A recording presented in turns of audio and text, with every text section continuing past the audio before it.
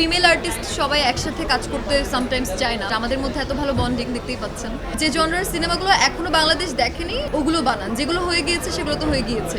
আমার কাছে যেটা মনে হয় একটা ব্যাপার ভালোই হয়েছে, সবাই তো রোমান্টিক সিনেমা দিয়ে লঞ্চ হয়।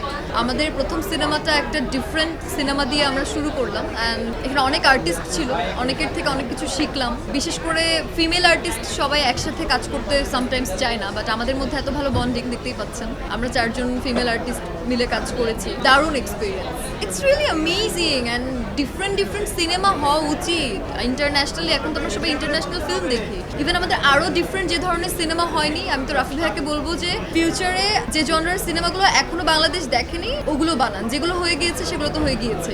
ভীষণ ভালো লাগছে যে সবাই প্রেশার কুকারকে অ্যাকসেপ্ট করেছে, আমাদেরকে অ্যাকসেপ্ট করেছে। আমরা চাই যে এই টাইপের ভিন্ন ধারার সিনেমাগুলো আপনারা অ্যাকসেপ্ট করুন আরও বেশি করে, যাতে ডিরেক্টররা প্রডিউসাররা এই ধরনের সিনেমা করার জন্য একটা সাহস পায়।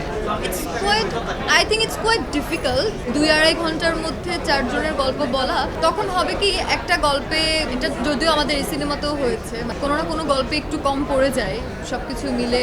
ইভেন আমাদের রাফি ভাই বলছিলেন, শুনলাম যে আমাদের সিনেমাটা তো আসলে খুব শর্ট টাইমে, ঈদ যেহেতু চলে এসেছিলো শর্ট টাইমে শেষ করতে হয়েছে। হয়তো আরও একটু সময় পেলে হয়তো আরেকটু অন্যভাবে ডিজাইন করা যেত, বাট এতেই এত ভালো রেসপন্স। বাট 2.5 ঘন্টার মধ্যে আমার মনে হচ্ছে অনেকগুলো গল্প হলে একটু তো সিনেমার লেন্থ বাড়বে, ওইটা 1, 2, 3 এভাবে যাওয়া উচিত।